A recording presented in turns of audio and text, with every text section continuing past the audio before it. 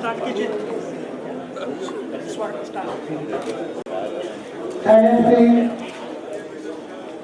May I request a bouquet to our Honorable Chief Minister.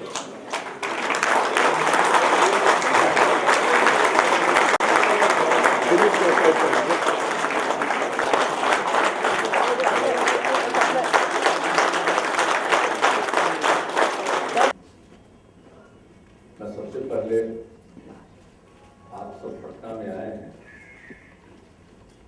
इस meeting में भाग लेने के लिए। सबसे पहले मैं अपनी तरफ से आप सब लोगों का स्वागत करता हूं। और आपने बहुत सारी बातें की है,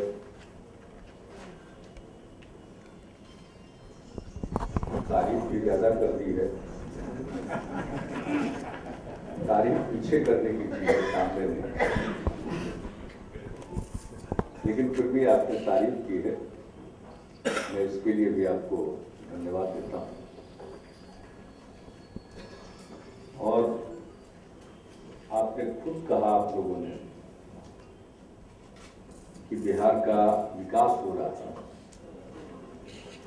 और हमारा जो ग्रोथ रेट 11% से ऊपर है, जो नेशनल ग्रोथ रेट से भी ज्यादा है, उसमें कंस्ट्रक्शन सेक्टर का ग्रोथ काफी ज्यादा है। अब आप इसी से बिल्कुल साफ समझ सकते हैं कि यहाँ कितना काम हो रहा है। सीमेंट की खपत बहुत हो रही है, जमीन के दाम में काफी वृद्धि हुई है। पहले लोगों के पास अगर पैसा भी था तो लगा नहीं रहे थे, अपना घर भी नहीं बनाते थे, बहुत कम लोग बनाते थे, और जैसा घर बनाना चाहते थे उससे थोड़ा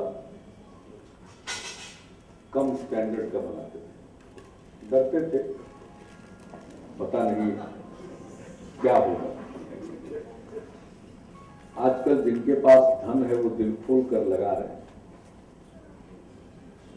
और जिनके पास पैसे की कमी है वो थोड़ा और हिम्मत करके बना रहे हैं।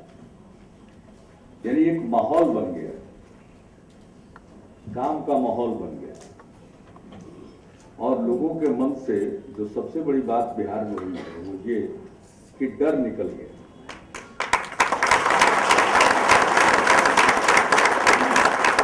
तो जब मन से डर निकलता है तो अपने आप कुछ न कुछ करने की इच्छा जगती है। अभी आप पता करिएगा तो लोग घर बना रहे हैं, गाड़ियां खरीद रहे हैं। पहले जल्दी खरीदते नहीं थे, कई तरह की कहानियां थी। आजकल लोग खरीदना चाह रहे हैं और गाड़ियां उतनी संख्या में पटना के डिस्ट्रीब्यूटर्स के पास उपलब्ध नहीं रहता। तो एक माहौल बना है जिसका हमने जिक्र किया है। निजी क्षेत्र में भी लोग लगा रहे हैं और सरकार की तरफ से भी काफी इन्वेस्टमेंट हो रहा है। Construction, road construction, building construction बड़े पैमाने पर हो रहा है, और पहले के सालों से अब तुलना करना बेकार है। हमारे बिहार का एनुअल प्लान साइज जब हमारी सरकार नहीं बनी थी तो 3000 करोड़ रुपए से नीचे ही था, और ये जो करंट ईयर है जिसमें 24 दिन अभी बचा हुआ है इस फाइनेंशियल ईयर में, इस साल का प्लान साइज हमारा है 16,000 करोड़ का, और अगले साल के लिए जो 24 दिन के बाद शुरू हो जाएगा उसके लिए हमने 20,000 करोड़ का प्लान साइज रखा है। 20,000 करोड़ का प्लान साइज है। मैंने अपने अधिकारियों को पहले ही बता दिया कि इसको बढ़ाएंगे, इसके आगे जाएगा, इसके कम होने का सवाल ही नहीं है, बढ़ता जाएगा। लोग सोच भी नहीं सकते थे उतना निर्माण का काम हो रहा है, सड़कें बन रही है, ब्रिजेस का निर्माण हो रहा है, छोटे पुल, बड़े पुल, महासेतु, मेगा ब्रिजेस। ये जो गंगा नदी है, इस पर 2 पुल हम बनाने जा रहे हैं, 2 ब्रिजेज और, यानी किसी की भी कीमत, यानी एक तो 1300 करोड़ के करीब लागत आएगी। अभी हमने एक जगह कहा था 1100 करोड़ से ज्यादा, लेकिन उसमें हमने अप्रोच को शामिल नहीं किया। अगर अप्रोच रोड को शामिल कर लीजिए तो 1300 करोड़ का बख्तियारपुर में बनेगा, यहां से 50 किलोमीटर पूरब ईस्ट, और पटना से लगभग 50 किलोमीटर वेस्ट एक और पुल बनेगा। हमारे यहाँ एक जगह है आरा छपरा, दोनों के बीच में वो पुल बनेगा। कोसी नदी, कोसी का तो नाम सुन लिए होंगे, 2008 की ट्रेजेडी के कारण आप सब लोग, तो कोसी नदी पर एक पुल पहले से मंजूर है, 2 पुल और बनाने जा रहे हैं, मेगा ब्रिजेज। कोई 400-500 करोड़ से कम की लागत उसमें नहीं आएगी, एक का तो 500 करोड़ से ज्यादा है। अब तक का सबसे अधिक लागत का पुल, यानी ये गंगा नदी के 2 नए पुल जिसके बारे में हमने तय कर लिया और महीने 2 महीने के अंदर काम शुरू करने वाले, उसको छोड़ दें जो 1000 करोड़ से ऊपर है, 500 करोड़ के ऊपर का ब्रिज काम लग गया, चल रहा है काम। एक और ब्रिज बनाएंगे, गंडक नदी इसी तरह से बड़ी नदी है, उस पर 2 ब्रिज बन रहा है, 400 करोड़ के आसपास एक पुल की लागत आती है। तो इतने बड़े पैमाने पर हमारा काम हो रहा है। ब्रिजेस के बारे में कहा, रोड्स, अब रोड का ये हालत है, रूरल रोड और हमारे जो डिस्ट्रिक्ट, मेजर डिस्ट्रिक्ट रोड हैं, स्टेट हाईवेज हैं, इसमें तो हम पैसा लगा ही रहे। आप देश भर के लोग आए हुए, आपको मालूम होना चाहिए, बिहार की सरकार जिसके पास पैसे की कमी, एक गरीब सूबा, लेकिन हम अपने स्टेट के अंदर नेशनल हाईवे को ठीक रखने के लिए 700 करोड़ रुपए से ज्यादा लगा चुके हैं पिछले 4 वर्ष। नेशनल हाईवे, वो पैसा पता नहीं कब देंगे नहीं देंगे, रोज हमारा उनका चलता रहता है, भाई लगा दिया है तो पैसा दीजिए, तो कह रहे हैं, हमसे पूछा क्यों नहीं। यानी हम रूरल रोड अच्छा बना दे और नेशनल हाईवे में पॉट होल, तो आप आइएगा तो क्या कहिए, कहीं बिहार की सड़क खराब है। तो सड़क में बिल्डिंग इसी तरह से बना है, अभी और तो नहीं, 100 साल पुरानी बिल्डिंग हमारे मेन सेक्रेटेरिएट की बिल्डिंग है, असेंबली बिल्डिंग है, अब उसका हम एक्सपेंशन कर रहे हैं, और मेन सेक्रेटेरिएट बिल्डिंग और हमारी जो लेजिस्लेचर की बिल्डिंग है, दोनों को इंटरकनेक्ट करेंगे और बहुत सुंदर, बगैर जो हमारा फसाड है उसको किसी तरह से डिस्टर्ब किए हुए, और उसी तरह से सुंदर सा भवन का निर्माण, उस पर भी काम शुरू हो रहा है, टेंडर वगैरह सब अवार्ड किया जा चुका है। तो चारों तरफ काम हो रहा है, स्कूल कितना बन रहा है, हॉस्पिटल्स बन रहे हैं, तो सभी सेक्टर में गवर्नमेंट की तरफ से भी बहुत पैसा कंस्ट्रक्शन में लगाया जा रहा है। हमारे लिए स्कूल बनना भी बहुत जरूरी है, स्कूल बिल्डिंग्स भी बन रहे हैं, और इसके लिए कोई कॉन्ट्रैक्टर की जरूरत नहीं। हमारे स्कूल बिल्डिंग्स बन रहा है तो हमने कम्युनिटी को लोकल लेवल पर, विलेज लेवल पर एजुकेशन कमेटी बनाकर उसके माध्यम से स्कूल बिल्डिंग का काम करना शुरू किया। हमारे पास तो काम इतना ज्यादा है चारों तरफ कि काम डिसेंट्रलाइज करके हम लोगों को दे रहे हैं। हमारे यहाँ तो काम करने वाले लोगों की कमी है। पता नहीं मणिकांत जी ने आपको बताया है नहीं बताया, सब लोग आइए, यहाँ बहुत काम है और अभी ये काम चलता रहेगा, ये रुकने वाला नहीं है, घबराइएगा नहीं, ये चलता जाएगा, चलता जाएगा, इसको आप लगाइए। और आपने कुछ बातें कही, उस पर मैं बाद में आऊंगा, पहले बिल्डिंग कंस्ट्रक्शन की बात कीजिए। तो मेरे कुछ सुझाव हैं।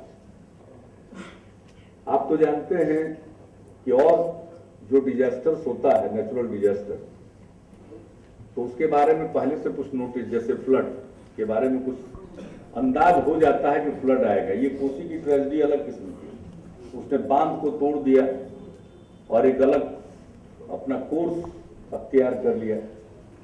लेकिन आमतौर पर फ्लड के समय हम लोग सचेत रहते हैं और मालूम रहता फ्लड आएगा, तो ये टूटेगा, नुकसान पहुंचेगा नहीं।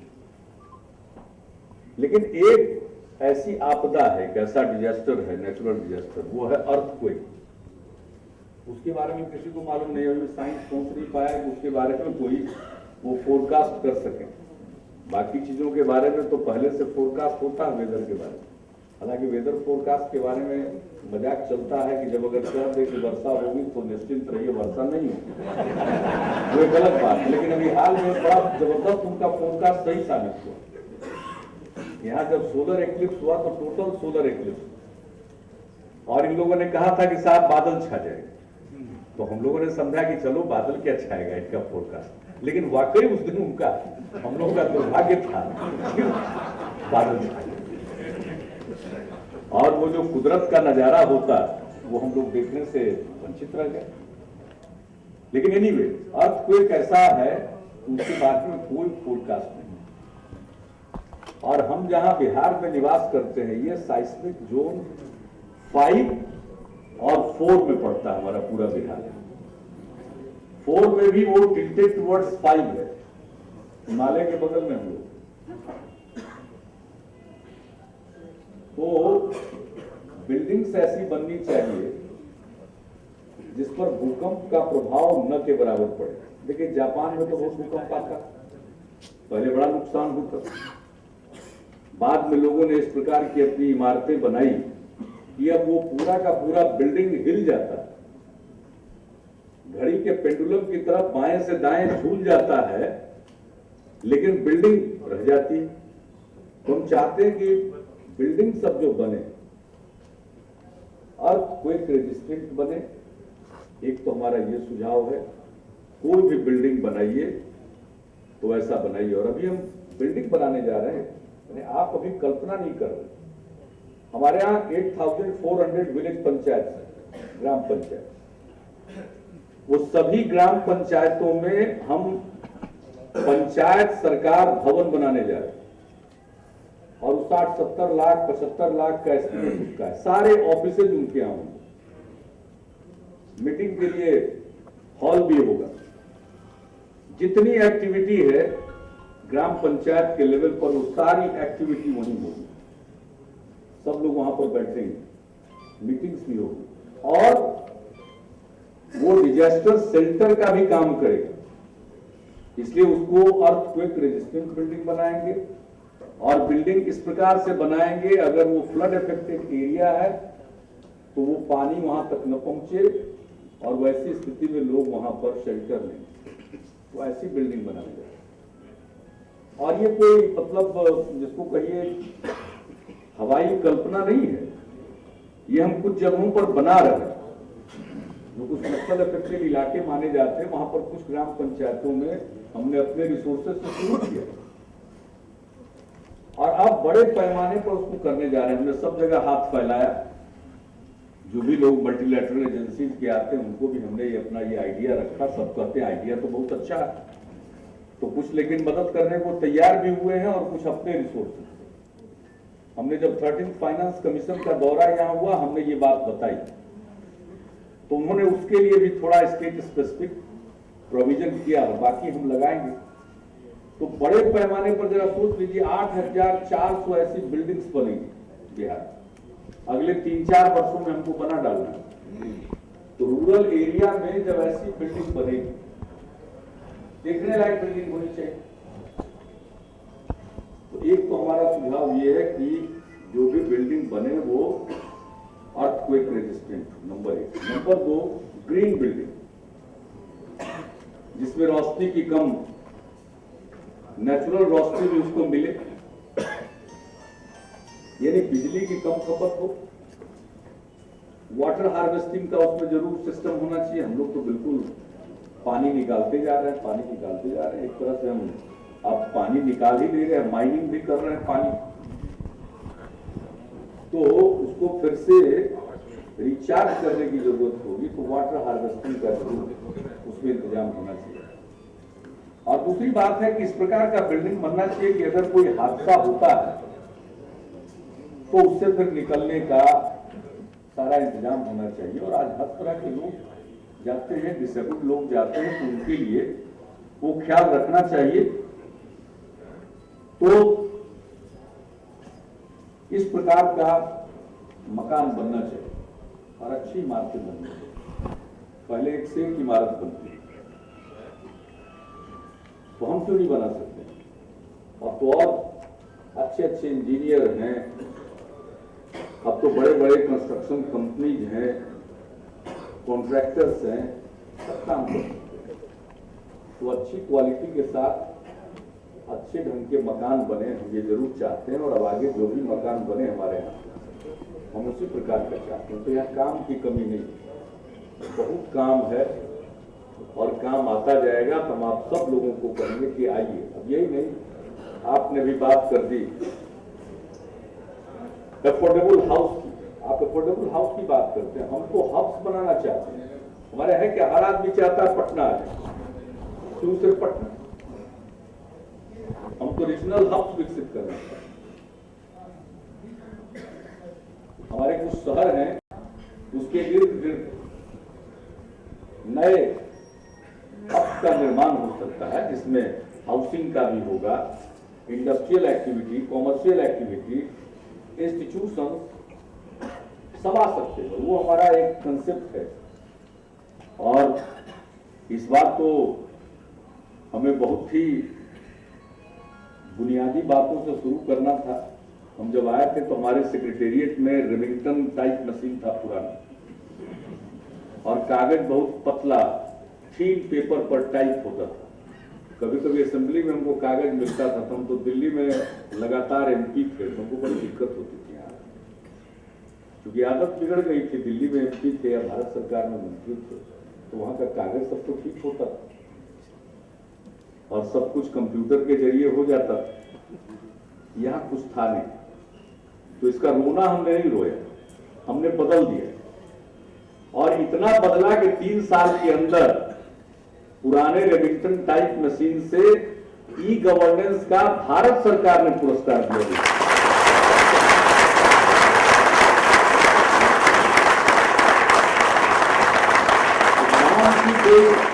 आपको दिक्कत नहीं होने वाली है और काम भी होगा और डिसीजन लेते। हमारे यहाँ तो पहले लोग डिसीजन लेने में बड़ा डरते थे।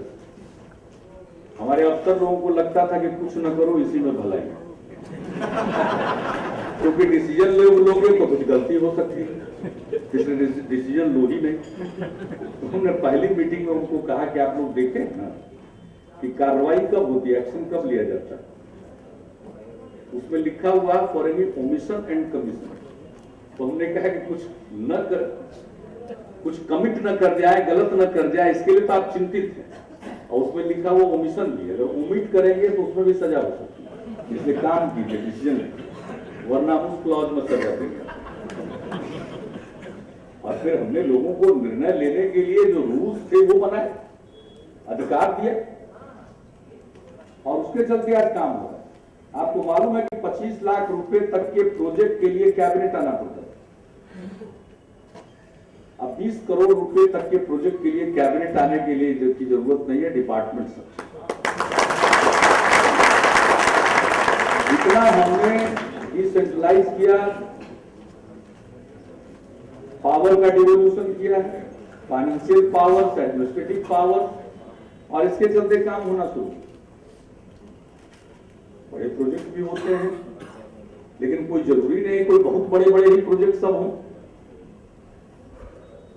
तो काम हो रहा है, गुंजाइश बहुत है। पटना के आसपास भी बहुत गुंजाइश है, बहुत संभावना है। तो जितना शुरू हमने किया, बहुत ही बुनियादी काम करना पड़ा है।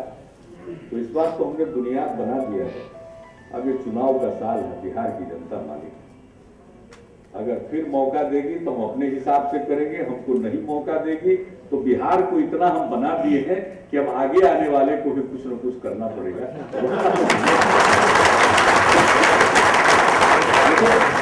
सबसे बड़ी चीज होती है, ये तो चलता रहता है लोग, फिर मिल जाए कौन नहीं चाहे, मिल जाए तो काम करेंगे। लेकिन जो सबसे बड़ी बात होती है कि बिहार में हमने एजेंडा सेट कर दिया। बिहार में क्या कहते थे हमारे पहले वाले लोग? कहते थे डेवलपमेंट से, विकास से वोट का कोई रिश्ता नहीं। और हमने लोगों के बीच में डेवलपमेंट करके डेवलपमेंट की इच्छा पैदा कर दी। अब वो है सब डेवलपमेंट बोलता है। अब वो लोग जिनको विकास के नाम से चिढ़ होती थी, वो भी आजकल विकास शब्द का प्रयोग बहुत कर रहे हैं। तो ये कोई मामूली सफलता है हमारी। जिनको विकास शब्द से चिढ़ थी, वो भी आज विकास विकास बोल रहे हैं। तो मेरी तो सफलता हो गई। चुनाव की सफलता तो बात की चीज है, वो तो होती रहती है, लेकिन हमारी सफलता तो इसी में, इसलिए चिंता मत कीजिएगा। पटना में आए हैं तो अच्छा ही किया। ऐसा कुछ नहीं है कि आपने आकर कोई गलती की है, आपने आकर अच्छा किया। एक माहौल पटना में बना है, बिहार में बना है। तो इस बदलते माहौल में आपके लिए भी बहुत बड़ी संभावना है। आप यहाँ काम कीजिए और देश भर के लोग आए, लोग तो हमारे यहाँ काम कर रहे हैं बहुत लोग। आप जाइएगा तो मधेपुरा और सहरसा के इलाके में जाइएगा तो वहां पर अब इडली डोसा बन रहा है। आंध्र से इतने लोग आकर काम कर रहे हैं कि वहां पर झोपड़ी वाला जो होटल होता है जिसमें भात दाल चोखा बनता था, वहां अब बन रहा है इडली। तो बिहार कमाल की जगह है, जान लीजिए। तुरंत जरूरत को समझ लेते हैं। और हमारे बिहार के लोगों के बिना आपका काम चलने वाला, आपने खुद ही ना कहा यूसुफ था। अभी महाराष्ट्र में लोग खदेड़ा खदेड़ी करते हैं, बताइए बिहार का आदमी नहीं जाएगा तो एक ऊंचा हाई राइज बिल्डिंग बनेगा। बिहारी छोड़ के कोई छठता 20 मंजिला पर।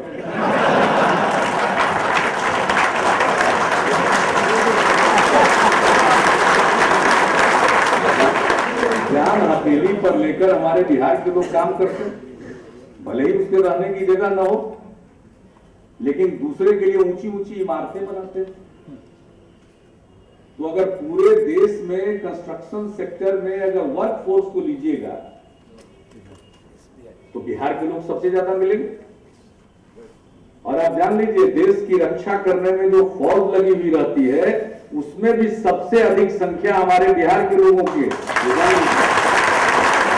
तो बिहार के बिना किसी का काम चलने वाला है। इसलिए बिहार की तरक्की पर देश की तरक्की निर्भर है। और आज बिहार ने साबित कर दिया। देखिए, मेरा क्रेडिट नहीं, ये बिहार के लोगों का निर्णय है कि बिहार को बदलेंगे। अब बिहार इतना बदल रहा है तो इसमें सहायक बनिए। और बिहार जब बदल सकता है, बिहार जब 11% के रेट पर ग्रो कर सकता है, तो भारत भी चीन को पीछे छोड़ देगा, जरूर छोड़ेगा। आप सब लोग अच्छी जगह पर मीटिंग करने आए हैं, संभावना बहुत है, गुंजाइश भी बहुत है, और हमारी तरफ से पूरा सहयोग होगा। आप यहाँ इंस्टीट्यूट खोलिए, हम पूरी मदद करेंगे। हमारे यहाँ तो ट्रेनिंग की जरूरत है। एक एक कंस्ट्रक्शन वर्कर को हम चाहते हैं कि वो ट्रेंड हो जाए, अर्थक्वेक रेजिस्टेंट बिल्डिंग बनाने में सबको ज्ञान हो जाए, तजुर्बा हो जाए। हम लोग यहाँ देहात में अभी भी बिल्डिंग कोई इंजीनियर के नक्शा पर थोड़ी बनता है। गांव में जो हम लोगों के यहाँ मैसन होते हैं, वही लोग नक्शा बना देते हैं, राज मिस्त्री, और उसी के नक्शा पर घर बनता है। तो सब ट्रेंड रहे। हमको चाहते हैं हमारा एक एक आप कंस्ट्रक्शन वर्कर, सुपरवाइजर सब ट्रेंड हो जाए। तो आप इंस्टीट्यूट खोलिए, बहुत खुशी की बात है। और आए हैं तो कुछ तो कीजिए, हमारी सहायता आपको मिलेगी। देखिए, आप थोड़ा भी करने की कोशिश कीजिएगा, हम बहुत मदद करते हैं। कल मैं गया था IIT पटना, हमने मांग किया कि पटना में इंडियन इंस्टीट्यूट ऑफ टेक्नोलॉजी होना चाहिए। कुछ जगहों पर IIT खोलने का निर्णय हुआ, हमारे यहाँ भी। पहले हमारे यहाँ कुछ डाउट था, फिर हमने कहा नहीं, ऐसा कैसे होगा। तो खैर खुला, तय हो गया कि खुलेगा यहाँ IIT। कल हम गए थे, दूसरा साल चल रहा है। साहब डायरेक्टर ने बताया कि जितने नए IIT खोले गए, सबसे ज्यादा मदद बिहार गवर्नमेंट ने दिया, और हमारा IIT सबसे हमारा तो इंस्टीट्यूशन बिल्डिंग के लिए तो हम पूरे तौर पर मदद करते हैं, पूरी सहायता करते हैं।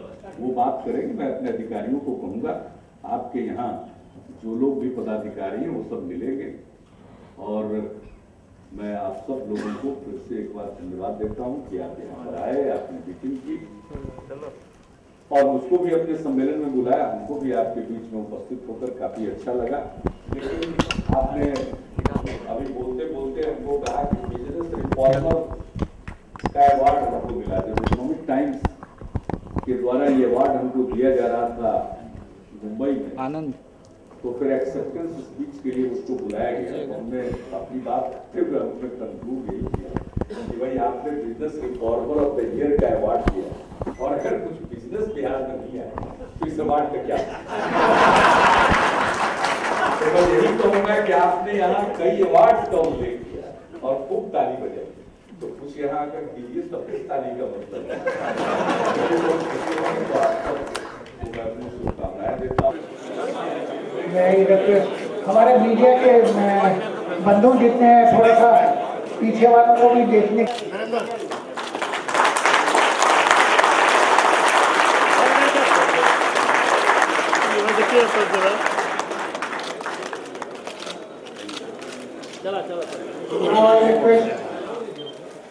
इलेक्शन अभी आएगा, मगर आपने एक एजेंडा तय कर दिया है। Political activities, you have changed the parameter of political game from mandal